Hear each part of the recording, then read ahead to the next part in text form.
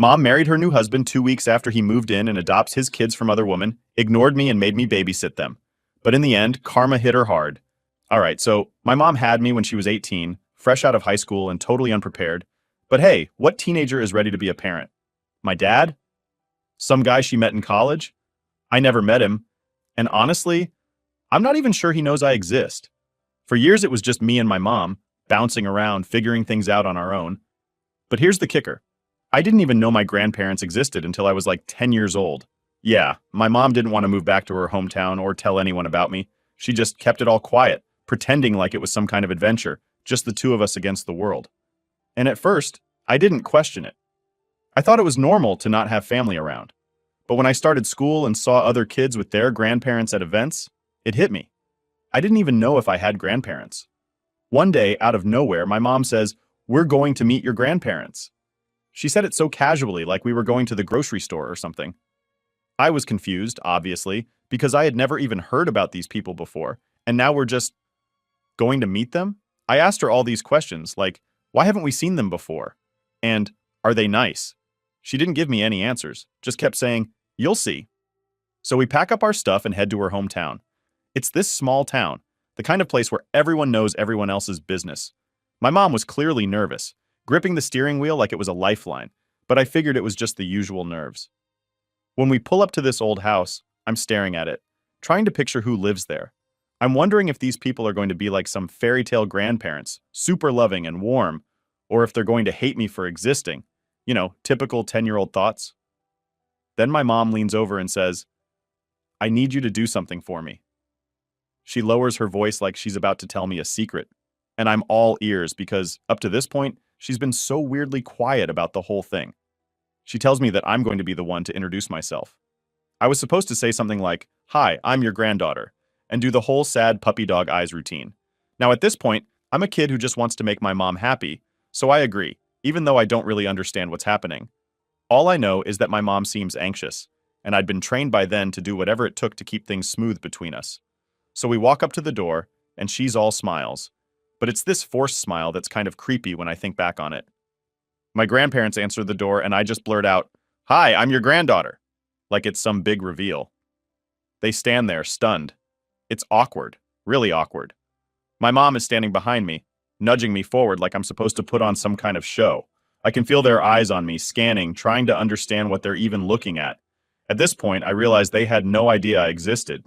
None. My grandma covers her mouth, and my grandpa just keeps staring. It's like they're trying to solve a puzzle without all the pieces. I start feeling weird, like maybe I'm intruding or something. But before I can react, my mom jumps in and tries to smooth it over with some fake laughs and a story about how she's been meaning to introduce us, but just hadn't gotten around to it. She goes on, and I'm just standing there, feeling like an outsider in my own family. She keeps telling them how great it's been, just her and me, and I'm listening, trying to figure out where this version of our life even came from. She talks like we've been living some fairy tale life, just me and her against the world. Meanwhile, I'm realizing more and more that I don't know anything about her past or why we've been on our own this whole time. Finally, after what feels like an eternity of awkward conversation, she drops the real reason we're there. She wants us to stay with them for a while. But instead of asking them herself, she nudges me and whispers, "Go on, ask them." So there I am, 10 years old, looking up at these strangers who just found out I exist, and I'm supposed to ask if we can live with them. I feel like I'm betraying them somehow, like I'm some pawn in this weird game my mom is playing, but I do it. I look at them with the biggest, saddest eyes I can manage, and ask if we can stay with them for just a little while. I even say it the way my mom coached me, making it sound like it's just this small favor, nothing major. My grandma's eyes tear up, and my grandpa looks at me with this softness I'd never really seen before. I could tell they didn't know what to say. They just stood there processing it all, and finally they agree. They say we can stay. And my mom? She's all smiles, acting like this was her plan all along, like she'd finally decided to reconnect with family or something. But I knew better. I could see it in her eyes that this wasn't about family. It was about her needing a place to crash. Living there was weird, to say the least. My mom made me keep up this charade, like I was some well-behaved kid from a stable family, but I felt like an outsider. I remember seeing old photos of my mom with her siblings and cousins on my grandparents' walls, and I'd stare at them, wondering why I was never in any of them, why I didn't know these people sooner. My grandparents tried to make me feel welcome, but I could tell they were thrown off by the whole situation. They'd ask me questions about school, about where we'd been living, and every time I'd start to answer, my mom would step in and change the subject. She didn't want them knowing much about our life. It was like she had this whole image she wanted to keep up, and I was just part of the performance. After a while, I started to see what my mom was really doing. She was using me to make this whole thing smoother for her. Every time I started feeling comfortable, she'd pull me back into her little web, reminding me that I needed to play nice and keep quiet about certain things. I felt like I was carrying her secrets on my shoulders, secrets I didn't even fully understand. Looking back, I don't know why I went along with it. Maybe I just wanted to keep the peace. Maybe I thought it'd be worth it if it meant I'd finally have family in my life. But I knew even then that this wasn't normal. This wasn't how family was supposed to be. So after we settled in with my grandparents, I thought things might get better, like maybe I'd get to have a normal family life. I figured my mom would change now that we were around people who actually cared about us. But that didn't happen. If anything, things got worse. My mom was always on edge around my grandparents, like she was trying too hard to fit in. She would act overly sweet and helpful, which was not her usual style.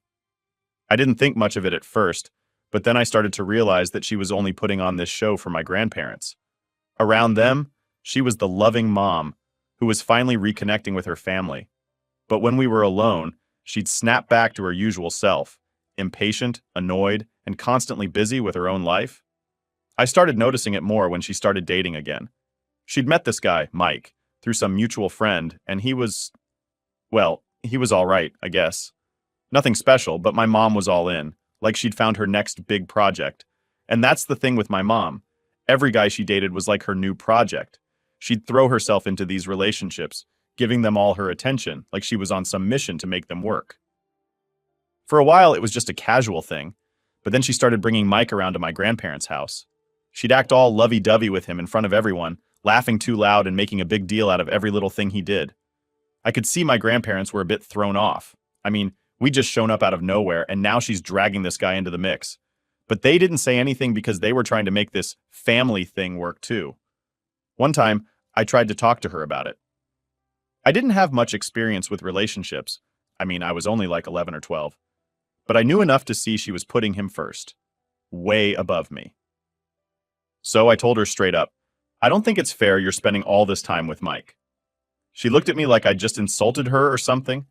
Then she gave me this whole speech about how I needed to get on board and how she'd sacrificed so much to be my mom. I'd heard it all before. That whole I gave up everything for you line. I used to feel bad when she'd say it, like I was this burden she was stuck with. But that day, something clicked, and I just stopped feeling sorry. I didn't even respond. I just let her keep talking because I knew she wasn't going to listen to me anyway. She never did. From then on, I just started keeping my mouth shut. I knew better than to bring it up again, and I figured if she was happy pretending everything was perfect, fine. I'd let her pretend. But I couldn't shake this feeling that I was invisible. My mom would be out with Mike all the time, sometimes leaving me at my grandparents' place for days on end without even checking in. I was supposed to be her kid, but she was treating me like an afterthought, and every time she walked through the door, it was like I didn't even exist. What made it worse was how she'd use me whenever she needed to win Mike over. If he ever came around to visit, she'd parade me around, making me perform as this perfect daughter. She'd be like, "Oh, tell Mike about your school project," or "show him your piano piece," and it felt so fake. I was just this tool she used to impress him, like, "Look what a great mom I am." But as soon as he'd leave, I'd go back to being nobody. Then to top it all off, there was this one time she asked if I could help out by sharing a room with Mike's two kids if they ever came over. His kids were younger, maybe 5 or 6, and needed a lot of attention. My mom was just going on and on about how it would be good for me to have siblings and a bonding experience. But all I could think was, are you serious? She wanted me to squeeze into my own tiny space with 2 kids I barely knew, just to make her boyfriend feel more at home. I tried to push back, saying it wasn't fair, and she got mad. Really mad. She said I was being selfish, that I needed to grow up and understand that she needed a life too. She kept hammering in that same line about how much she'd sacrificed and how this was her chance at happiness. I'd never seen her so intense about anything. After that, I just gave up. I knew there was no point in arguing. She wasn't going to listen.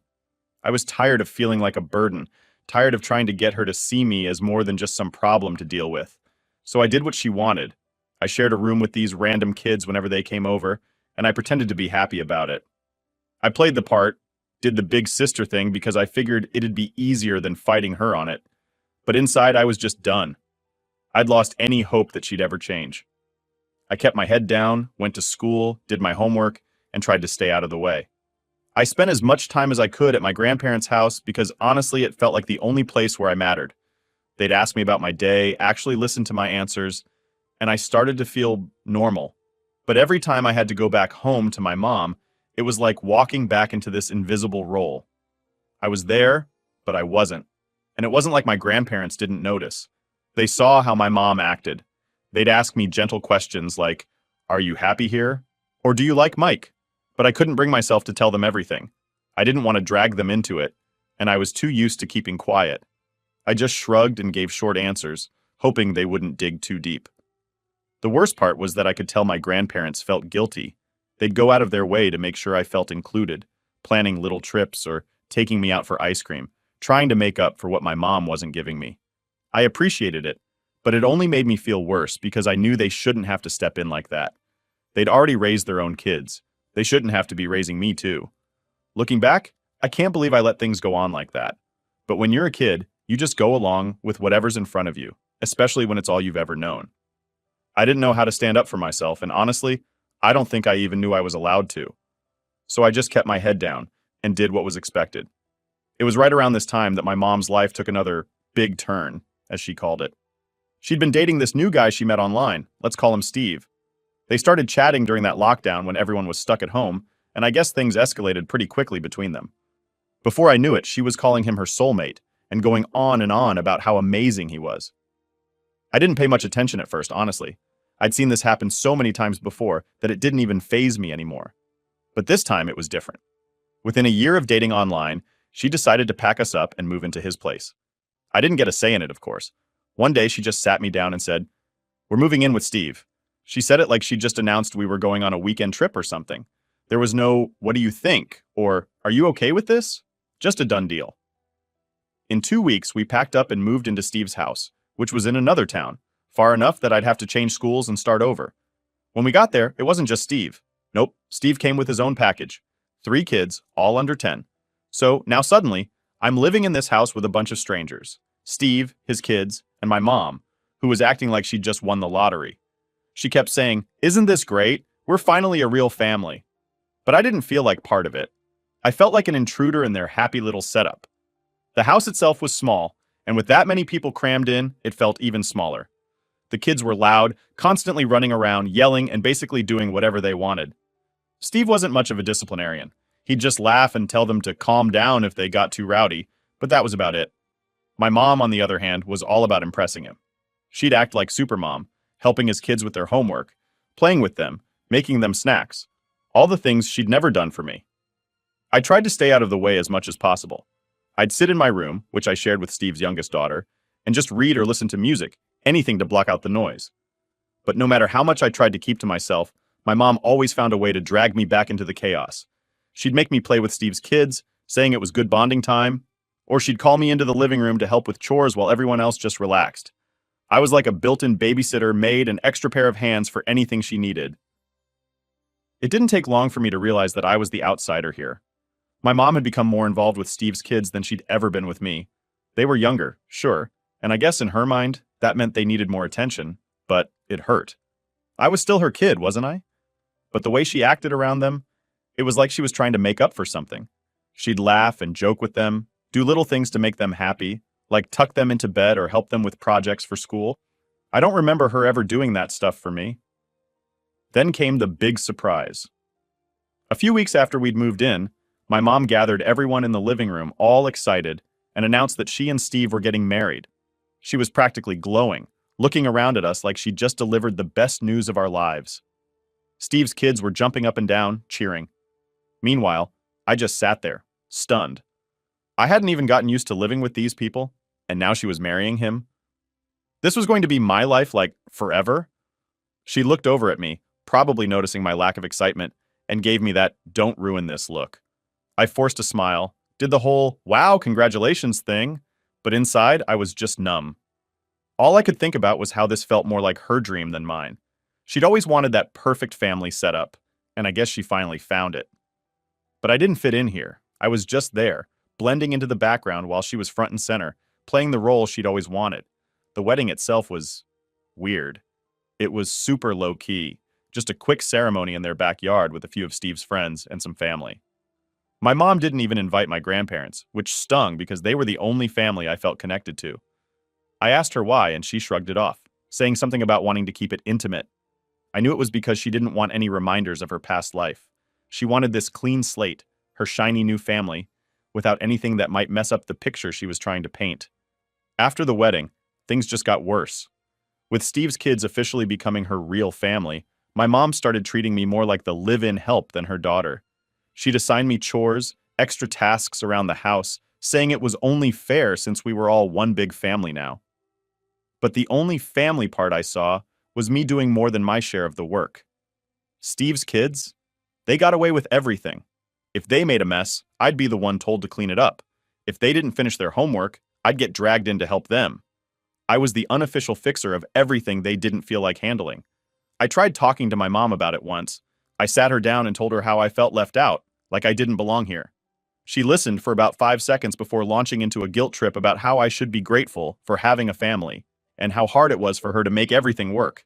She made me feel like I was being selfish for even bringing it up. So, I let it go. What else was I supposed to do? Steve wasn't much better. He'd act polite enough around me, but I could tell he didn't really see me as part of the family either.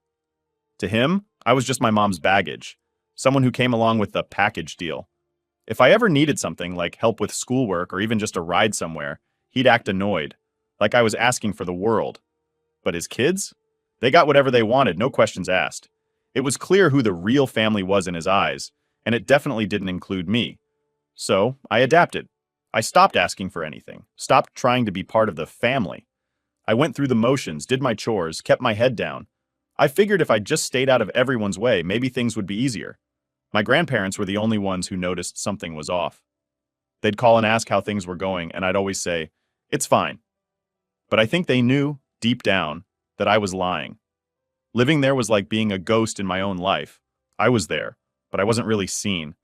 It was like the whole world was moving around me, with everyone else laughing, making memories, and living their lives, while I was just existing. And the more I thought about it, the more I realized that this wasn't a family.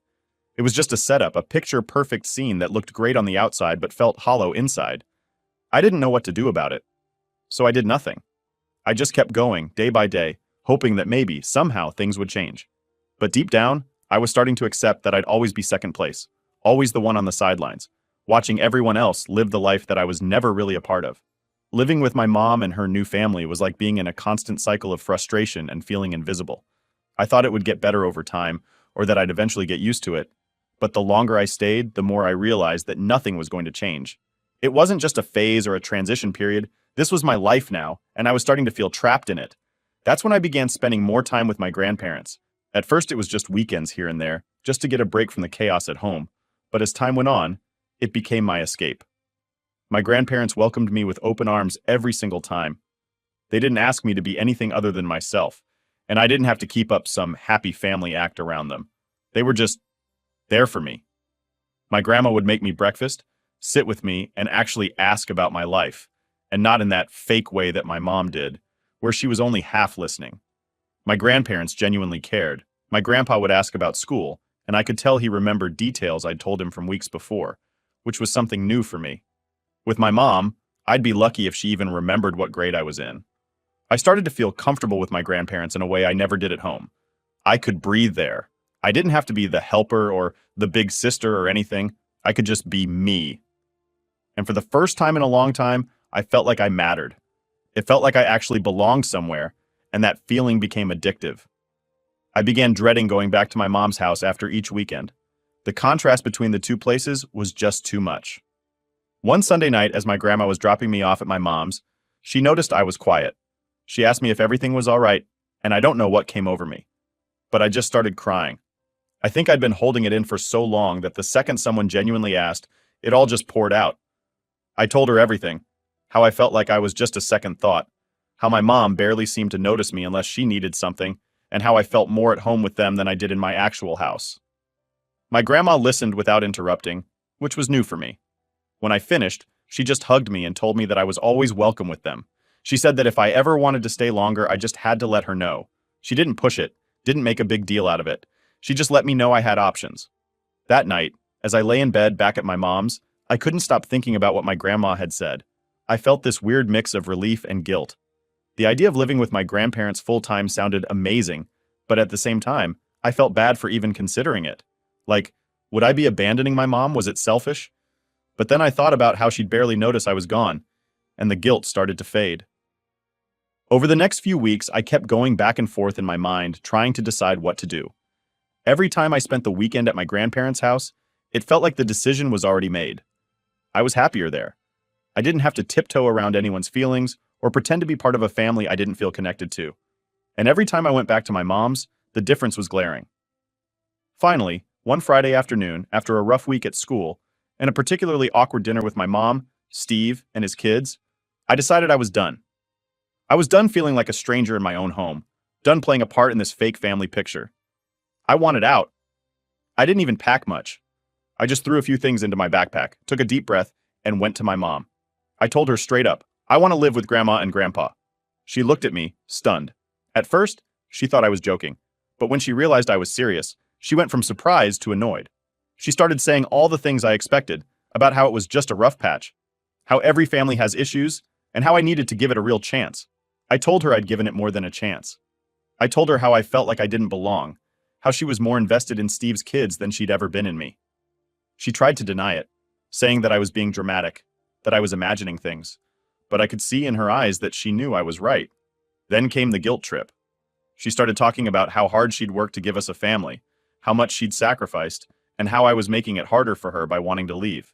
She said I was being unfair, that I was running away instead of helping her build this new life. For a split second, I started to feel guilty again, but then I remembered all the times I'd been pushed aside, all the times I'd felt invisible, and I held firm. I'm sorry, I told her, but I need to be somewhere where I feel wanted. She tried one last time, saying that living with my grandparents wasn't the solution, that it wouldn't be the same as being with my real family. But I'd made up my mind. I told her I'd already talked to Grandma and Grandpa, and they were okay with it. She looked shocked, like she couldn't believe I'd gone that far without telling her. But what was I supposed to do? Wait around for her to care?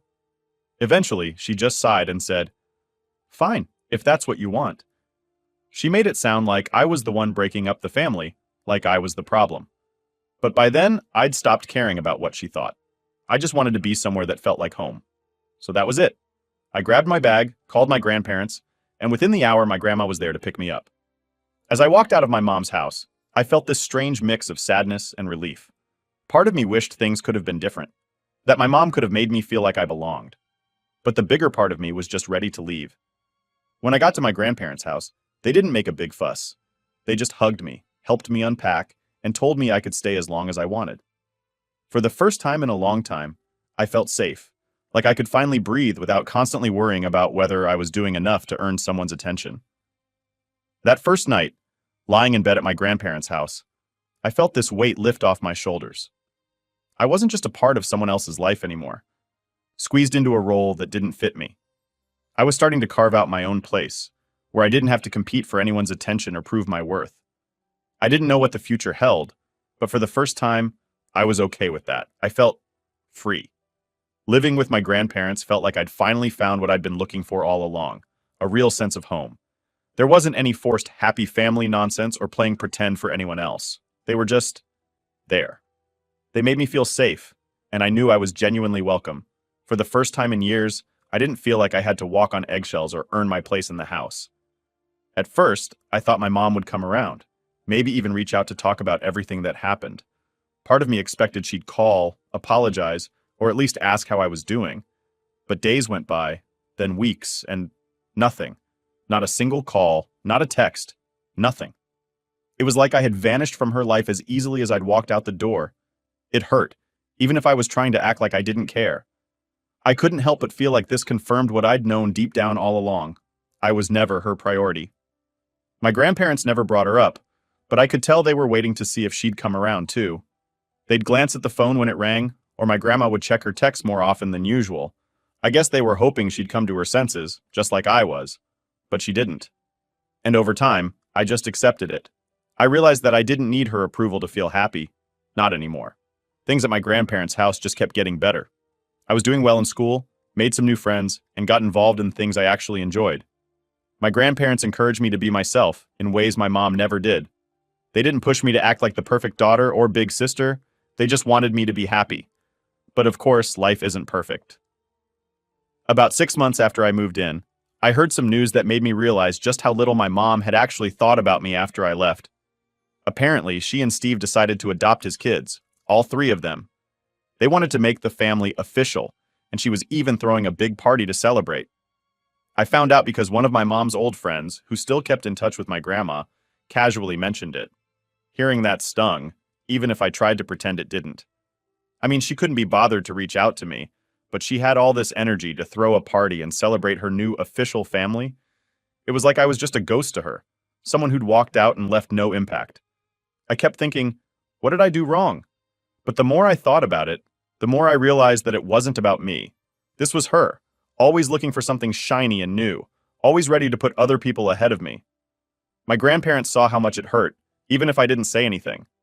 My grandma pulled me aside one night, and she just sat with me in silence for a while. Finally, she said, "You didn't do anything wrong. Some people just don't know how to be there for the people who need them most." She didn't say it directly, but I knew she was talking about my mom. I knew she was right too, even if it still felt like a knife in the chest. As more time passed, I found myself moving on, little by little. My grandparents made sure I was surrounded by people who genuinely cared, and I focused on building a life for myself that didn't involve her. It was tough, especially around holidays or big events when you'd expect a parent to be there, but I'd already gotten used to not having her around for those things. In a weird way, it wasn't much different than how things were when I was actually living with her. And then, out of nowhere, karma hit her hard. One day, my grandma got a call from one of her friends. Apparently, things had gone south between my mom and Steve. Steve had lost his job, and without his income, they were struggling to make ends meet. It turned out he wasn't too great with money, and they'd been living beyond their means for a while. When he couldn't keep up with the bills, everything started to fall apart. My mom's perfect family was crumbling faster than she could fix it. But it didn't stop there. Soon after, Steve filed for divorce. And get this, he took his kids with him.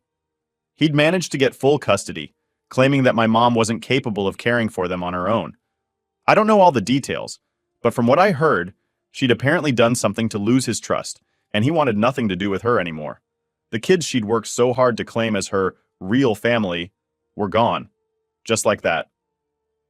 When I found out, I felt a weird mix of emotions. Part of me felt sorry for her, but another part of me felt like she was finally facing the consequences of her actions. For so long, she'd put everything and everyone else ahead of me, and now she was left with nothing. I didn't feel happy about it exactly, but there was a kind of closure in knowing that she couldn't just push me aside and walk away without any consequences. She tried to reach out to me after that, of course. I got a few voicemails where she sounded upset, asking me to come by or at least call her back. But by then, I was done. I'd spent so much of my life trying to get her to care, trying to be enough for her, and it had never been enough. I wasn't about to go running back just because things had gone bad for her. I stayed with my grandparents, focusing on building the life I wanted, without her influence hanging over me. I was done being her backup plan, the person she could fall back on when her other relationships didn't work out. I had my own family now, people who actually saw me and cared about me for who I was, not for how I could fit into their life plan. Looking back, I don't regret my decision to leave. In fact, I wish I'd done it sooner. Living with my grandparents gave me a chance to finally be myself, to build a future that didn't revolve around trying to be what someone else wanted me to be. My mom had her chance to be a part of that, and she chose to focus on her own needs instead. That's on her, not me. Now I'm moving forward, finally free from the weight of trying to be someone else's perfect picture. I don't need her approval, her attention, or her validation anymore. I'm making my own way, and for the first time, I actually feel like I'm exactly where I'm supposed to be.